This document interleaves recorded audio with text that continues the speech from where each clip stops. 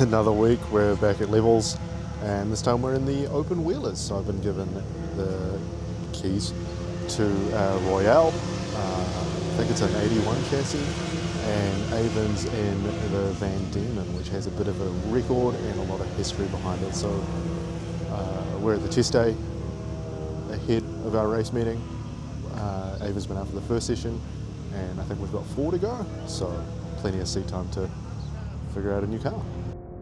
As we jump on board with Avon in the Van Diemen, you'll notice he's not in his customary Subaru powered steed, and that's because he has an event coming up in April.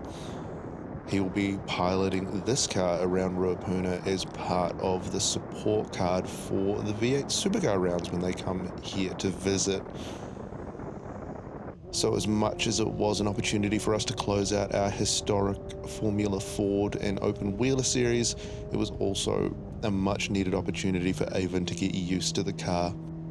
In addition to the Ford powered motor being different to Mandy, his usual ride, these cars have a 4-speed dog box gearbox as opposed to the more street car 5-speed manual that we're used to in the Subarus.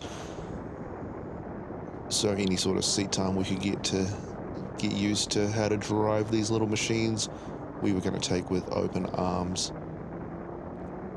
And in the time it took for us to explain that, Avon seems to have gotten the hang of things and gotten around very quickly indeed.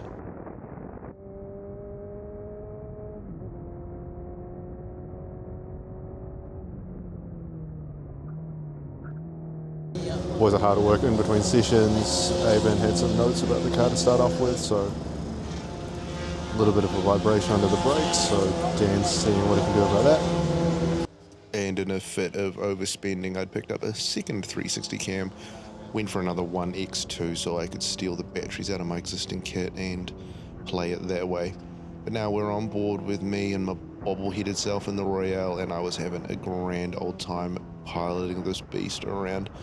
Can't quite place my finger on what it is, but the Royale compared to the Subaru is just a little bit more confidence inspiring, and I didn't find myself getting quite so scared at the limits of grip. For any of you iRacing players, something about these cars in reality, once you get the tires a little bit loose and slippy, you don't instantly die and spin around, you can still save the car. Dan had set a target time for me to get, and then he was going to pop me onto some new tires, and was pretty happy to make that time. The only thing I'd noticed about this car is I don't quite fit, so like my knees are pretty close to hitting up against the dash. The sides of the car encroaching on my shoulders pretty hard, and we were going to have designs of moving the steering wheel a little bit closer to me so that I could have some more bend in my arms, but all of that would have been for naught.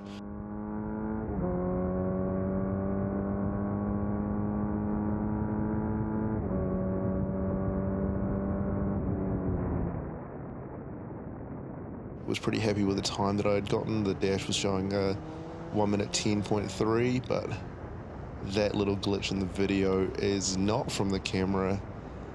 On my in-lap cooling down the car, the engine let go, and I coasted my way to a safe spot to pull the car over and think about what I'd done.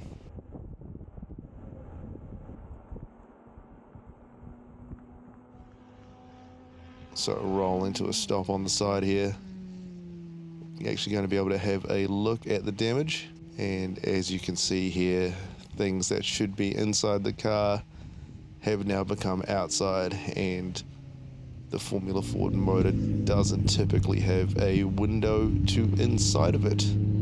Always pretty conflicting when you're sitting there waiting for a tow, because obviously you don't set out to destroy a Formula Ford motor, but even if it just happens to you, it's not really how you want to return something that you've been given the privilege to drive. So while I'm always thankful to Steve for the opportunity, I'm very sorry that that happened on my watch, really. Instead, we jump forward here to Sunday, and we've head down to Addington Raceway for a little MX-5 cars and coffee. Dan brought down his cup car. I brought my road car. We had a bit of a conflab and a meetup with some other members of the MX-5 car club. Here's a very pretty glittery car. Found myself mesmerised by the finish. But these things always are an opportunity to have a look at some pretty sweet weapons around the car park.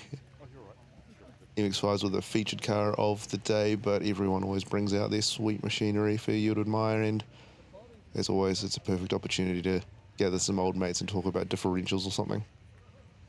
That was the weekend, pretty truncated. Nice bit of variety. And for you, I guess I'll catch you on the next video.